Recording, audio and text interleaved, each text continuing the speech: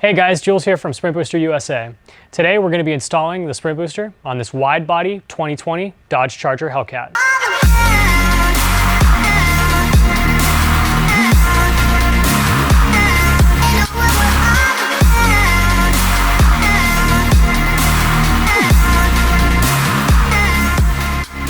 With 36 levels of adjustment, Sprint Booster is the most advanced throttle controller on the market. To unlock the full potential of a high-end sports car like this 2020 Hellcat, you need to increase the responsiveness of the throttle to 1:1. That means reducing the lag entirely. As always, the install in this vehicle is very easy.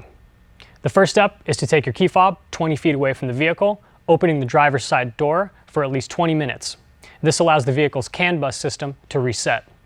The first step to access the pedal within the footwell is to remove the two clips which are holding on the top of the footwell kick panel retainer.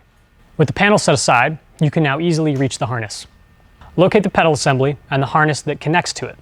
Pull back on the red tab connecting the harness to the pedal and remove the harness from the pedal. Don't forget, before we install the Sprint Booster, you have to install the selector switch into the side of the Sprint Booster. With the selector switch installed, it's time to install the Sprint Booster itself. Simply take the Sprint Booster, place it in line between the throttle body and the harness, press until they click. When connecting the harness into the Sprint Booster, don't forget to press the red tab as you press in.